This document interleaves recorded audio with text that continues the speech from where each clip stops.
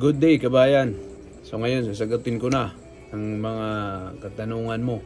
So binabati kita ng magandang araw, magandang gabi, kung saan ka mang sulok ng mundo ngayon. So binabati kita. So ito pa kabayan, so pasensya ka na dahil matagal ko nasagot yung katanungan mo dahil sobrang busy rin ako. At ganito ang mga pangyayari. Anong sinabi mo sa akin na yung kinukomment mo? Ayan. So, gusto mong or malaman kung paano ka makapunta dito dahil gusto mo rin isang ano ko lang kung di ko alam kung isa ka bang kusinero or anong gusto mong trabaho na puntahan dito sa island.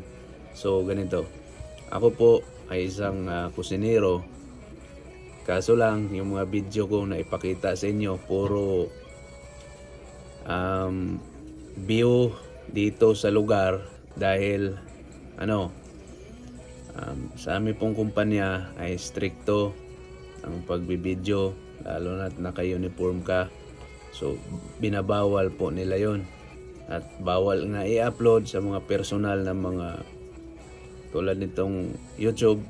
So sila lang, wala po kaming authorized nun na mag-upload.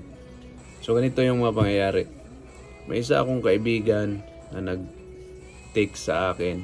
Nasa ilang island din siya. Siguro, hindi siya lumipat.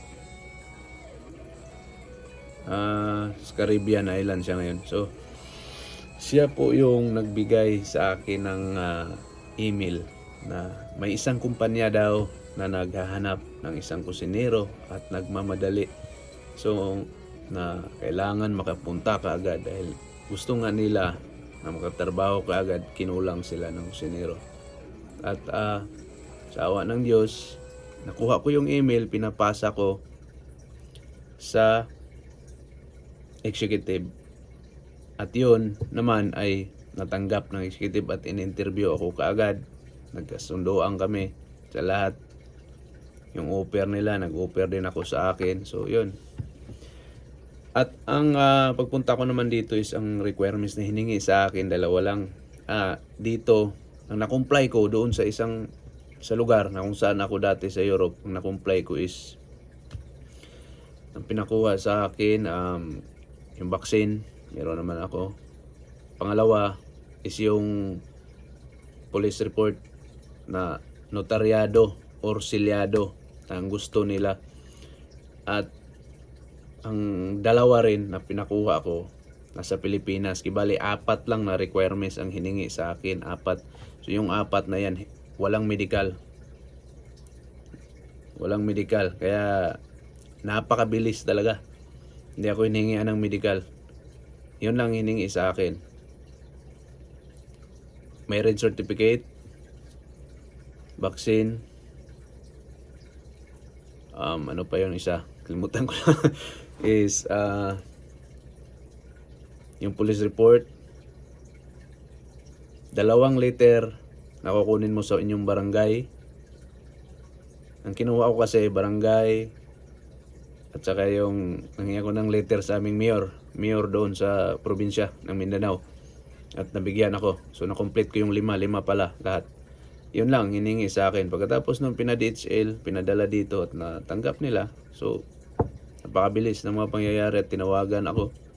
Hintayin mo ng 2 linggo, matanggap mo na yung permit mo. Napakabilis, hindi ako makapaniwala dahil sa mga ibang kumpanya na in-applyan ko, bago ako nakapunta sa Europe, Cyprus, dumaan ako ng butas ng karayom. Napakahigpit talaga dahil nasa Pilipinas nga naman ako noon nagsisimula. So pasensya na kayo kung bulol-bulol akong magsalita dahil alam nyo, isa po akong Bisaya. Pinilit ko lang magsalita ng Tagalog para magkaintindihan tayong lahat. So kung umabot ka man sa video na to, paki-comment na lang kung saan na abot tong video na to. At kung may katanungan pa kayo, maaari nyo rin akong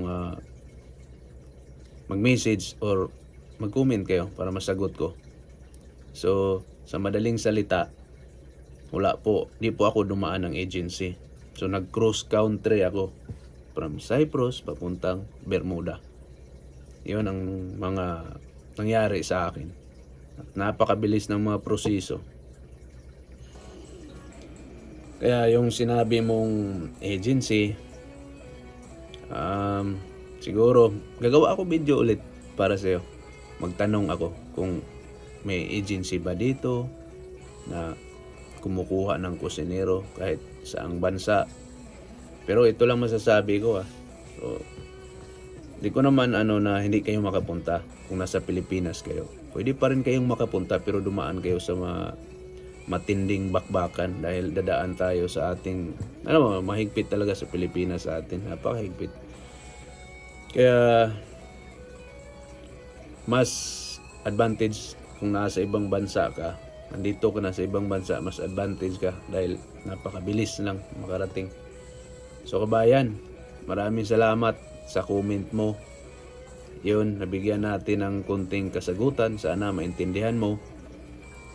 At hanggang sa sunod, ingat. God bless.